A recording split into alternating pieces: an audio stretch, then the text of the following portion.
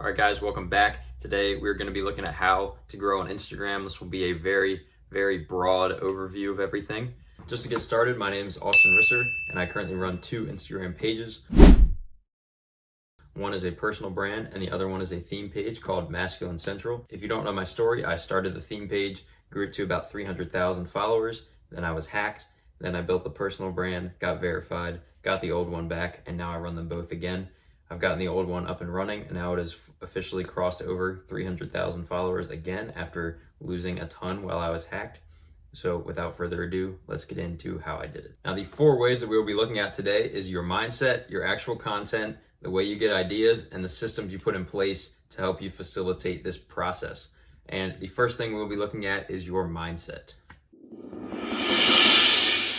In my opinion, the key to growing on Instagram is your mindset. When I hear people talk about mindset, I often think it's kind of a time filler, a way to fill up a video such as this one. Now, I know you might be thinking, well, why are you doing it then? But that's kind of the point here. I think it is actually really important. So the first thing is consistency.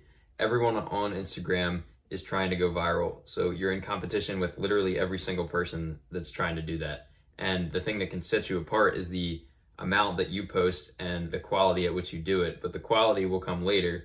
So the way to get better and to improve your quality is just being consistent. So I grew my first Instagram page by posting 3 times a day. And I know that sounds like a lot, and it is, but that's how I was able to grow so quickly, growing as fast as 15,000 followers in one day. The second, like I already said, is improvement. Now, you improve by being consistent, so that's why consistency came first. But if you're only being consistent and you're consistently posting garbage, you're not going to go viral either. You're not going to find any success. So you have to improve. Now, there are numerous ways to improve, and a lot of that just comes with practice. You get better at editing, you get better at seeing a good hook, you get better at storytelling, whatever your niche is, whatever you're looking to do, you can improve at that with practice. And thirdly, you need passion. Passion is also quite important because it is hard to stay consistent with something you don't care about. You think I made 3 videos a day for months and months on end for something I didn't care about? No, I didn't. I cared about what I did, and because of that passion, I wanted to keep going and I wanted to improve. And when you have that passion, you're able to improve, you're able to get better, and that is the end goal. Now, the second most important thing is content. So this is probably the most important thing, but I put it after mindset because if you don't have the mindset to get better, your content is never even going to happen. If you don't have the mindset that you want to get better, your content is going to show that. So content came second to mindset in my mind. Do what you want with that. The most important part of content is the hook. Just like any piece of artwork or anything, like a movie or a book or a news article, it starts with a hook. Now that's often the headline, that's often the trailer, you get the point. But in this case, it's the first 3 seconds of your video. Now, there are a bunch of people that will argue that and say it's the first one, the first frame, and no matter how you look at it, it still is the beginning of the video, and that's where you need to invest most of your time. So if you're making something that's really good in the end, no one's ever going to get to the end if the whole beginning sucks. The hook needs to be creating curiosity in some way or sparking some kind of emotion. Anger is one if you're into that. That's why politics are just such a popular topic on social media, because people get mad.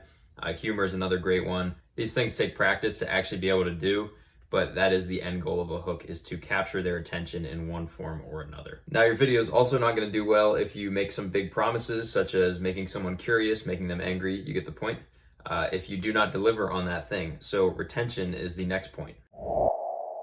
You must keep people engaged with your video. So that means if you only have, let's say, 10 seconds, you don't have time for a bunch of crap. You don't have time for long pauses. You don't have time for that, because you need to keep attention. One common technique that I hear people say is something called a mini hook, where you keep drawing them back in with promises of things in the future, re-engaging that curiosity or that anger or that humor. It's got to keep coming or someone's just going to scroll away. If they're bored for a couple seconds, you're cooked. The third thing is engagement. So you need people to not only just watch your video, but they should want to share it, they should want to like it, they should want to comment, all those type of things, because that is what shows Instagram that your video is something worth watching. There's something called engagement bait, which you don't want to do. You have to keep in mind what someone would want to do after watching your video. So would they want to share this with a friend because it's funny or because it made them mad? I've even done things where it's simply talking about friendship and then in the comments, I'm like, send this to your boys.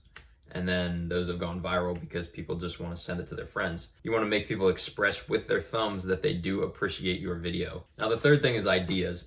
I know I said earlier that I made 3 videos a day, but I'm not creative enough to make 3 of my own fully original ideas each and every single day. So I take things from other people, I repurpose them into my style, and then I post them. So the way that I get these ideas, first and foremost, my favorite technique is feed curation. So feed curation is going through just the Reels tab and finding ideas that worked. So what is worked? Now that would be something that went viral for that person. So if someone has 1 million followers, getting a certain amount of views isn't necessarily as impressive, but that amount of views for someone who has, 10 followers is quite impressive. So you want to find videos that did above average for that person. The second thing you can do is go off platform. You can get ideas from things such as headlines, from other social media sites such as TikTok, Facebook, Snapchat, YouTube Shorts. You can even get ideas from movies because movies are quite good at storytelling, which is something that you can do on Instagram. And when you take in these ideas, obviously you can't just copy and paste, but you can see how it fits into your style, see how it fits into your niche, and then take that and make a video about it. Or take that and sort of apply that concept in a new form in a way that would be appealing to your audience. And the last way to get ideas is from yourself. A lot of times what I would do is I would take a video that worked in the past and change one small aspect about it. So since I was a motivational page, maybe I would take the edit that was in the background and keep the audio, but then the one thing that would change would be the quote that goes on top. Or I do something else, change the audio and keep the quote, or change the clips and keep the quote and the audio.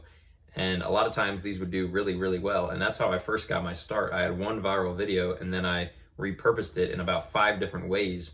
And I went viral about 5 different times because everything that I did had already been proven to work. And now I just make a slight change and send it back out. And that transitions nicely into our systems because if you want to study yourself, you need a way to track yourself.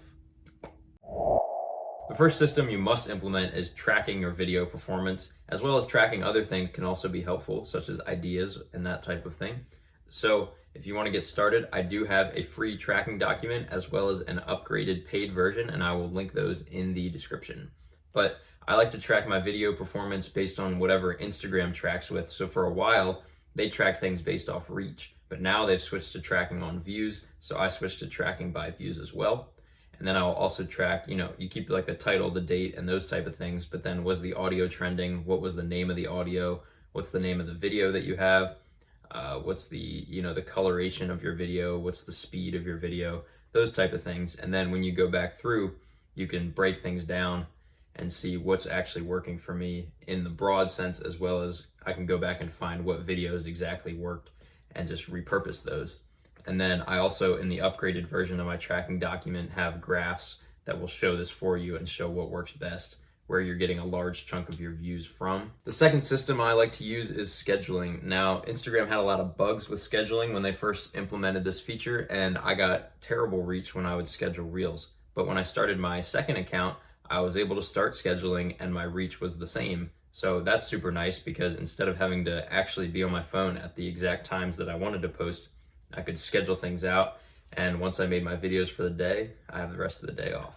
So when I got my old account back, I was worried that scheduling would be an issue, but then on, maybe the 3rd or 4th day, I had a video that got upwards of 2.5 million views, so I think that issue has been resolved, it is safe to say. So I feel like scheduling is something that can greatly help you because I know you have an actual life outside of making things on Instagram, and you're not just on your phone all day, I hope. The third thing is automation. So there are multiple ways you can look at this as AI grows and grows. How can you use that to save yourself time and make things better? So ChatGPT is obviously a great resource. You can use that for content ideas, for other, random ideas on how to grow, sort of vague topics such as like, how do I make my page better, that type of thing. Another great automation is called ManyChat. Now they are an affiliate partner of mine and they will be linked in the description as well. They're super helpful when you look to monetize or when you look to give away free things. And you can create a free plan with them as well. So what ManyChat does is if you have a story or a post, you can say comment or reply to this with this word and I'll send you whatever. And then in ManyChat, you go and you select that post and say, if someone comments with this word, send them this. And then everyone who comments, you don't have to go in individually and send them what you want, because if you're getting 100 or 200 people doing this, you obviously don't want to just be sitting down sending links out to people or whatever. So that is another great way to engage with your audience. Maybe if you have an email newsletter, which is another great thing to start, you can send them the link through ManyChat. So that about wraps it up for the systems and for the entire video, actually. So thank you for watching. I wish you the best of luck. I have a ton of free resources, and I will link my store down below. Thank you for watching. Please subscribe if you like this kind of content. Comment any questions you have, and stay tuned for more.